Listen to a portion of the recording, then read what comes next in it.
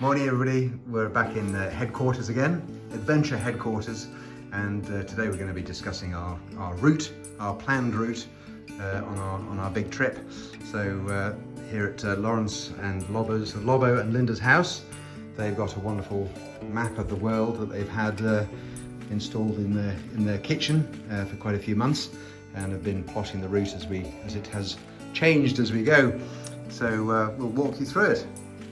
So plan is obviously to ship Lawrence's bike from the UK over to Sydney, arriving sometime in January, and then we'll be departing from January on or about the 1st of February.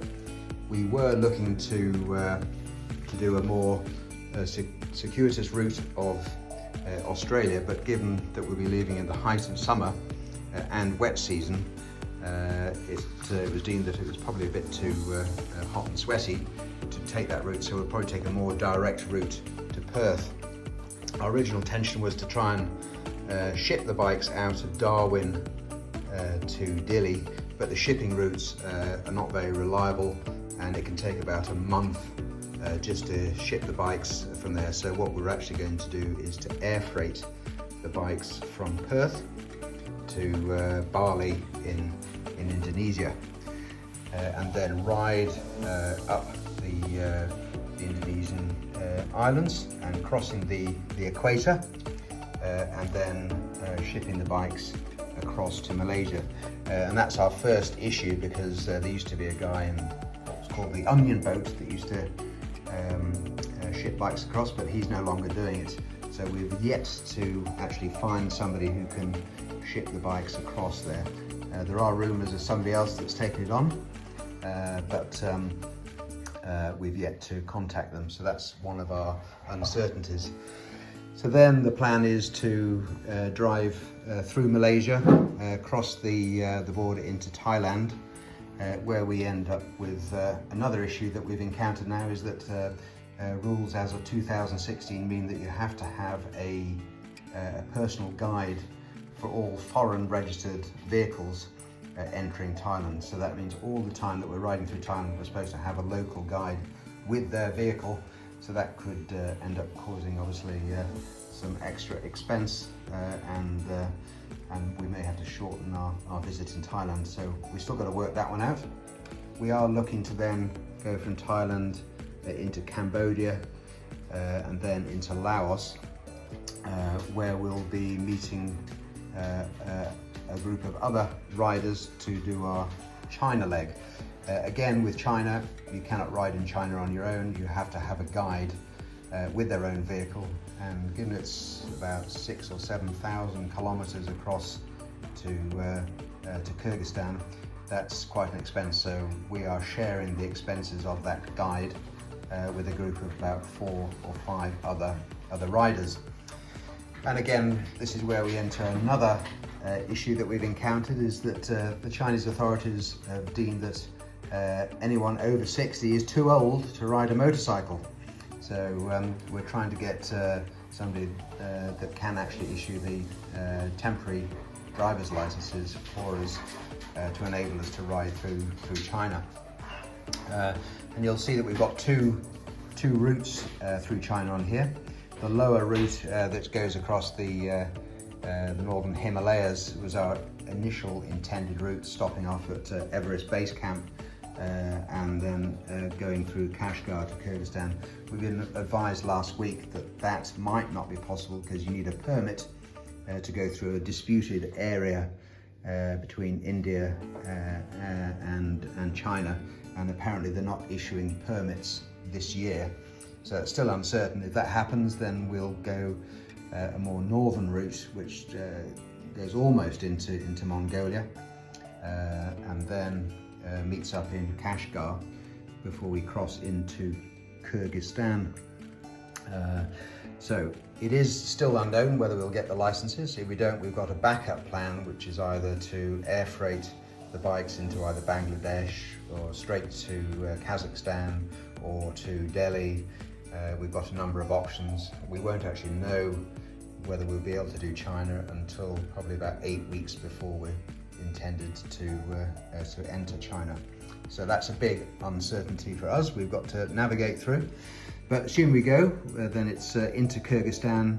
We do an anti-clockwise circumnavigation of Kyrgyzstan, then cross over into Tajikistan, going across the Pamir Highway, crossing then into Uzbekistan and into Kazakhstan to then catch a ferry into Azerbaijan, where we encounter another issue, is getting the ferry, but more importantly, the borders to Azerbaijan are currently closed to people entering by road or by sea.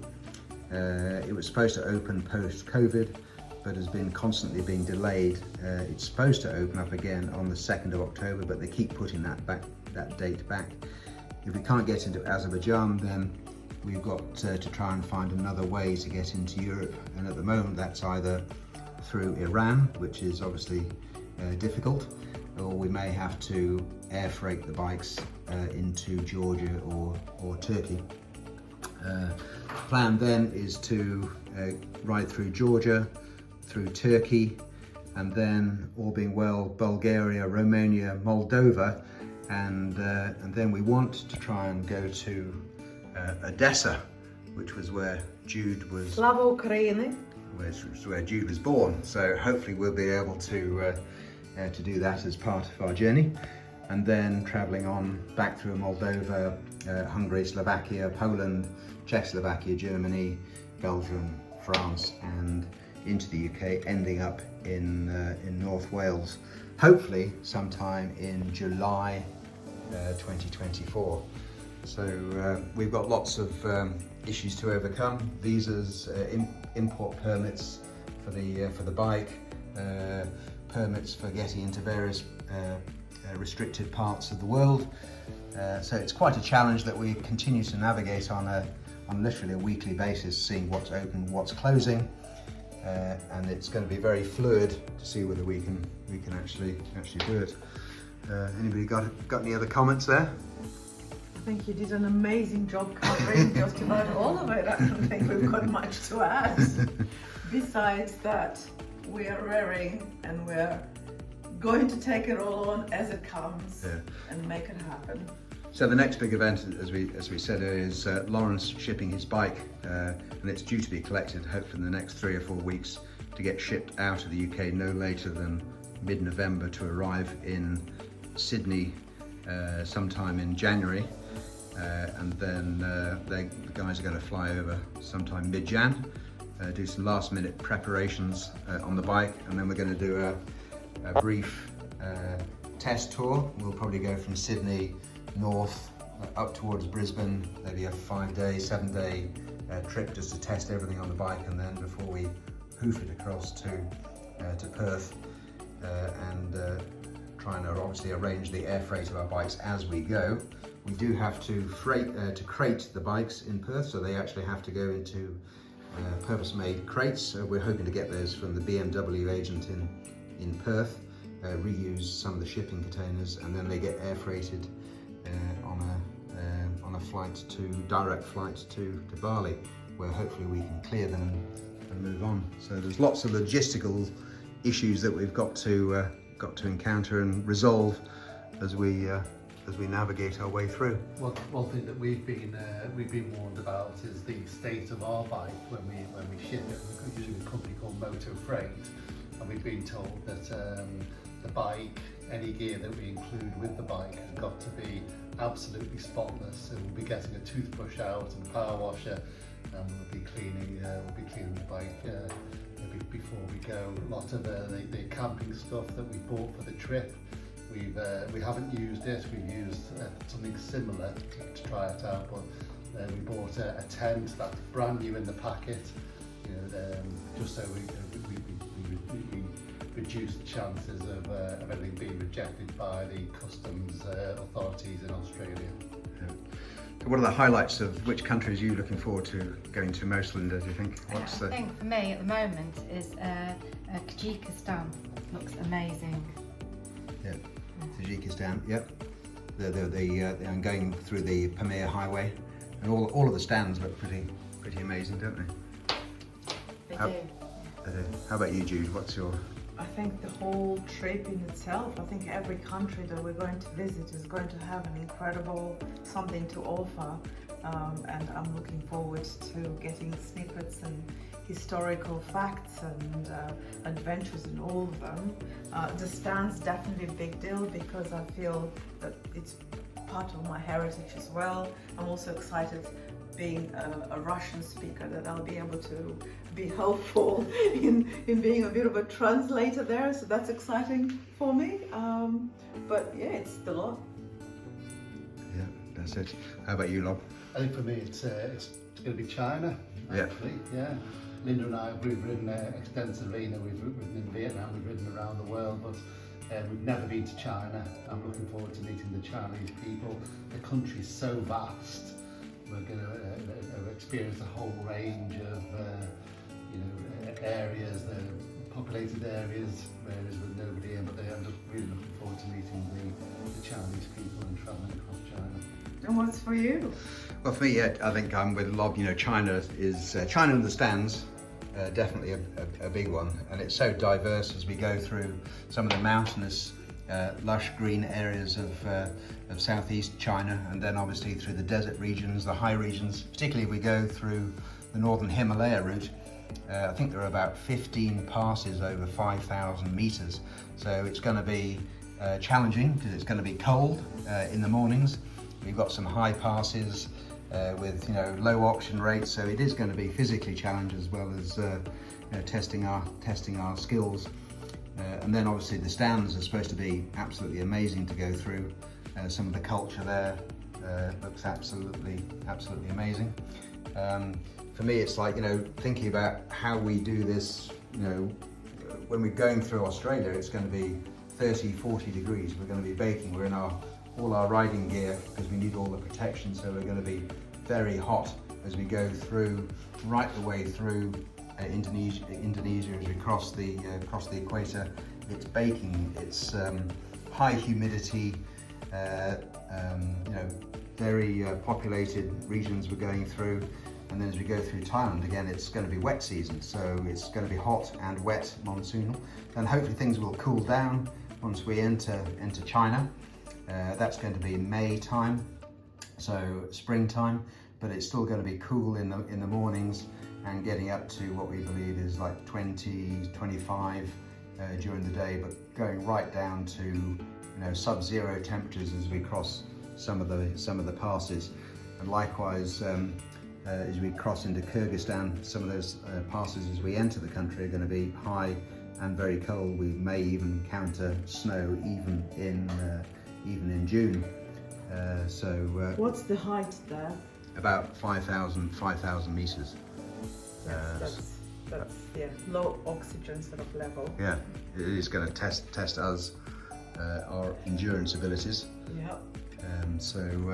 And then obviously as we go through Europe, things are going to get warmer as we go down, to the lower altitudes. It's going to get hot again as we go through Turkey, and then arriving in lovely sunny, warm Wales, or not, as the case may be, in July. Well, one thing, Richard, it would be we've tried to keep the trip as flexible as possible. So we want to have time off the bike. We want to just take our time, do what we want to do. But we have got 2 deadlines that we need to meet. So one's going to be the new rules in getting to Thailand, and it was right that we need to give 30 days notice. So we need to be there on the day that we say. And then the next one will be China, because we'll be meeting up with another group. So other than those 2 deadlines, we hope to keep the trip as flexible as we want it to be. Yeah, that's a good point. And just talking about the riding, we're currently basically trying to ride about 4.5 hours a day, so that we're not getting too tired. This is not a 2-week holiday. It's it's something we're going to take 5-6 months, so we've got to spread the time. So riding about 4.5 hours a day. Speeds will vary country by country. So in Australia, obviously it'll be faster, but as we go through Indonesia, we might only be averaging 40-50 kilometers an hour. We believe through China it's going to be faster. The roads are supposed to be good, but Thailand, Laos, Cambodia, are going to be slow.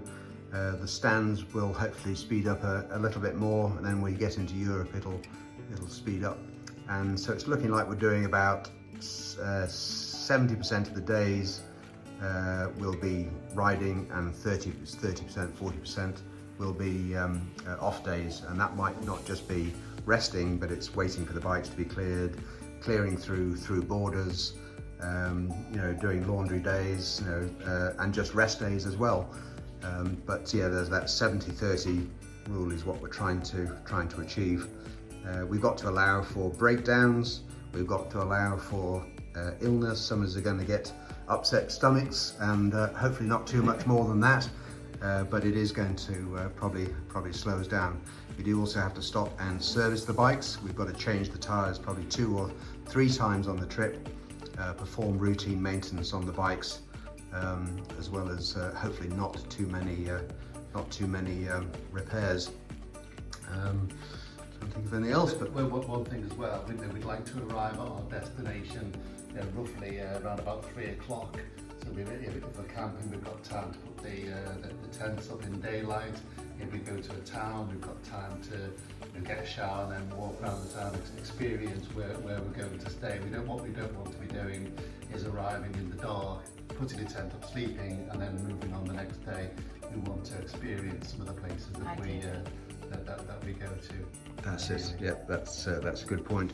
So, and talking about accommodation, so yeah, again, we're trying to camp through Australia as much as we can.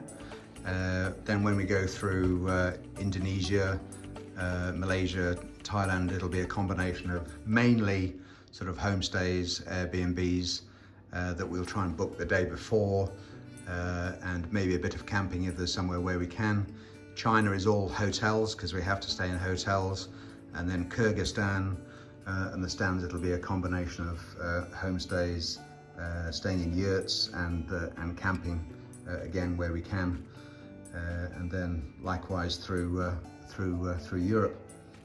So we've got our camping gear. We've tested it out. Lawrence and Linda are going to test it out when they come over, their stuff, once they've cleared border services in Australia. So we'll do a 5-7 day trip just to make sure we've got all the gear that we need to camp. Very good. Well, that's it. You know, as I said, this route is going to be changing. It's ever fluid depending on what happens with the borders, with restrictions, with regulations that are imposed on us. So we'll keep you guys updated. And anybody's got any questions or suggestions, please let us know. And don't forget to subscribe. And do take a look at our good causes that we're supporting, Wheels for All and Seva. Details are on our website. Thanks very much.